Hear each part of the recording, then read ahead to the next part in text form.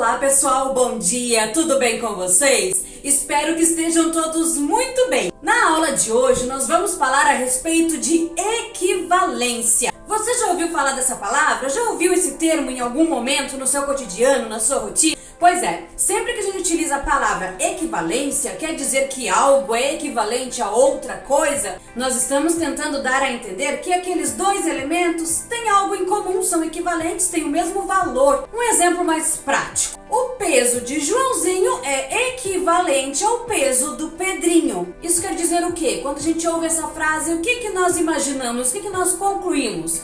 Nós concluímos que o peso do Joãozinho e do Pedrinho é o mesmo valor, eles pesam o mesmo tanto. Se eu falar assim, olha só, a nota da Mariazinha é equivalente à nota da Joana. Isso quer dizer que a nota da Mariazinha e da Joana são iguais. Agora, em que momento isso se aplica na matemática? Em vários momentos. Provavelmente você já reparou que dentro da matemática existem muitos cálculos que são equivalentes a outros.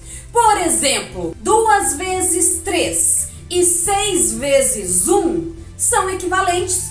Por quê? São duas contas, duas multiplicações distintas, porém com o mesmo resultado. Isso acontece não só dentro da multiplicação, nas outras operações também acontece. 10 mais 2 e 6 mais 6 são equivalentes. Por que são equivalentes? Porque têm o mesmo resultado.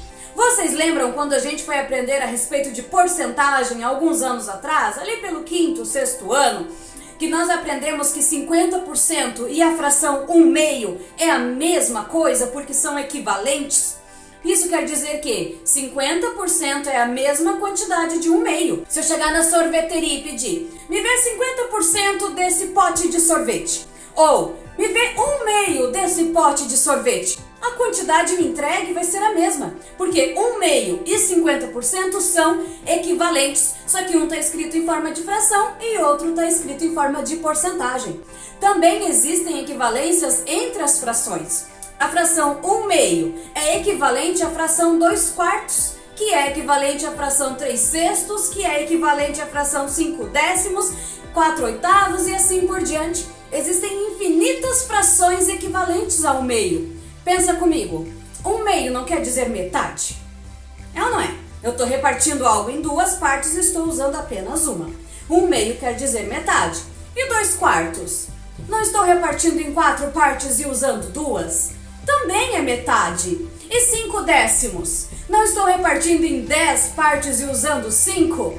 Também estou usando a metade. Viram como todas elas querem dizer a mesma coisa, só são escritas de maneiras diferentes? Agora, o meu objetivo hoje não é apenas encontrar frações equivalentes a outras frações, coisa que nós já fizemos nos últimos anos. O nosso objetivo hoje é demonstrar que além de existir porcentagens equivalentes às frações, também existem números decimais, números com vírgula, que são equivalentes às frações. Vou continuar usando a fração 1/2 como exemplo. 1/2 quer dizer metade, não é? Como já falamos. Pois é, tem um número decimal que também quer dizer metade de um inteiro, metade daquilo que está sendo demonstrado. Qual é o número decimal que representa a metade? É isso que eu vou ensinar para vocês hoje, como afinal a gente descobre um número decimal equivalente a alguma fração. Vamos dar uma olhada. Olha só, acabei de anotar aqui a fração 1/2. Olha como a gente faz. Nós pegamos o numerador e dividimos pelo denominador. Só isso. Basta pegar o numerador e dividir pelo denominador. Qualquer fração que você tenha, para encontrar o decimal equivalente a ela, é só fazer isso. Pegar o numerador e dividir pelo denominador. Para que a gente consiga encontrar esse resultado, então a gente tem que saber dividir. Vamos lá então, vamos buscar encontrar qual é o número decimal que é equivalente à fração 1/2. Começando a divisão. 1 dividido por 2, dá para dividir? Não dá, não é mesmo? O 1 é muito pequeno, não dá para dividir por 2. O que a gente sempre faz quando isso acontece? A gente junta com o vizinho. Vamos juntar com o vizinho. Não tem vizinho. E agora? Não tem vizinho que eu possa juntar com 1 para deixá-lo maior, como costumávamos fazer. O que eu faço então? Posso inventar um número aqui, professora Gesi, para deixar ele um pouco maior e aí conseguir dividir por 2? Sim, eu posso inventar um número sim. Sabe qual é o algarismo que eu posso colocar ali, que não existe na conta, mas eu posso acrescentar a fim de deixar ele maior? Eu espero que vocês lembrem, mas é o número 0. Esse número eu posso incluir ele na conta. Coloquei em vermelho porque ele não existia na conta. Eu incluí.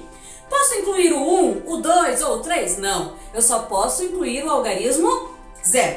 Sempre que eu invento um 0 que não existia na conta, eu tenho que pagar uma multa. E essa multa é uma vírgula embaixo da chave. Inventei um 0, pago a multa, vírgula. Inventei o 0, paguei a multa no momento que inventei. Apenas no primeiro 0 que eu invento. Se eu precisar inventar mais no decorrer da conta, aí não preciso arrumar outra vírgula. Só arrumo a vírgula na primeira vez que eu invento um 0 naquela divisão.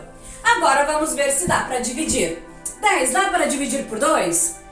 Dá sim. 2 vezes 5 dá 10. Exatamente o que nós havíamos procurado. Zerou o resultado. Resultado de 1 dividido por 2 deu vírgula 5. Agora eu pergunto para vocês, tem como um número começar com vírgula? Não, a parte inteira, embora não tenha valor, tem que ser colocado algum algarismo ali para ela não ficar em branco.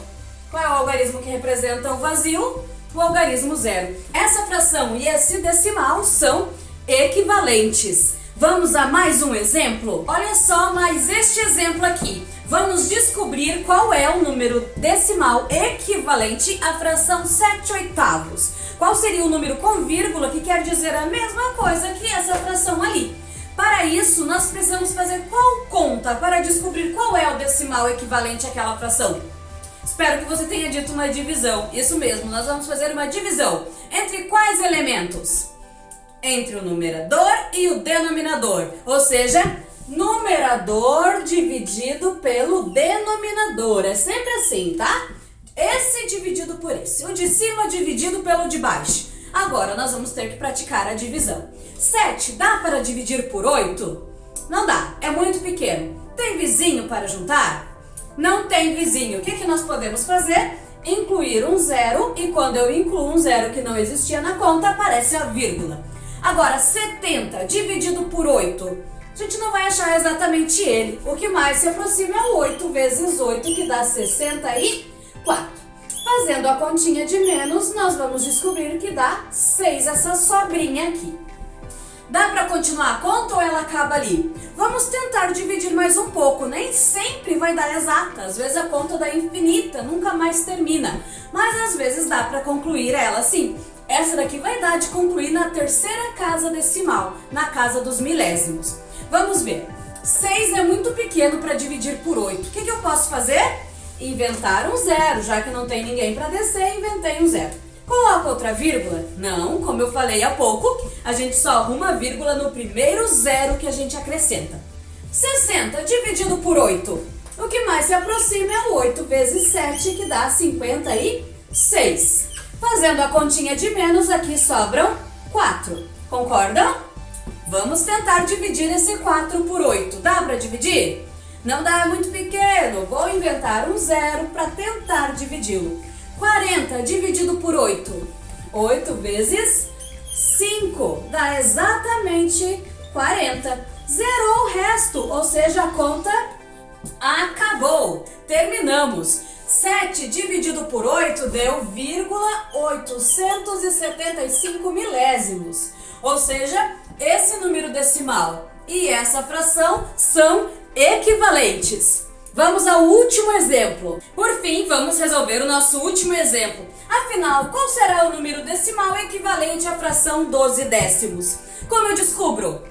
12 dividido pelo 10.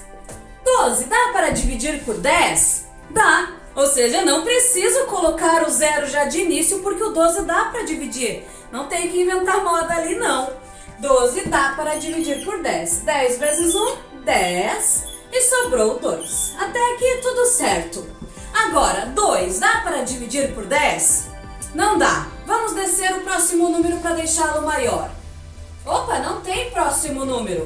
O que eu posso fazer? Acrescentar um 0 que não existia na conta e quando isso acontece eu arrumo uma vírgula embaixo da chave.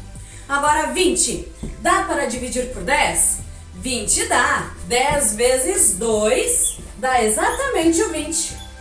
Concluímos, ó, zerou. Se não tivesse zerado, a gente poderia continuar tentando zerar. Nem sempre dá. Quando a gente não consegue zerar na terceira casa, a gente pode parar por ali e colocar reticências, ok?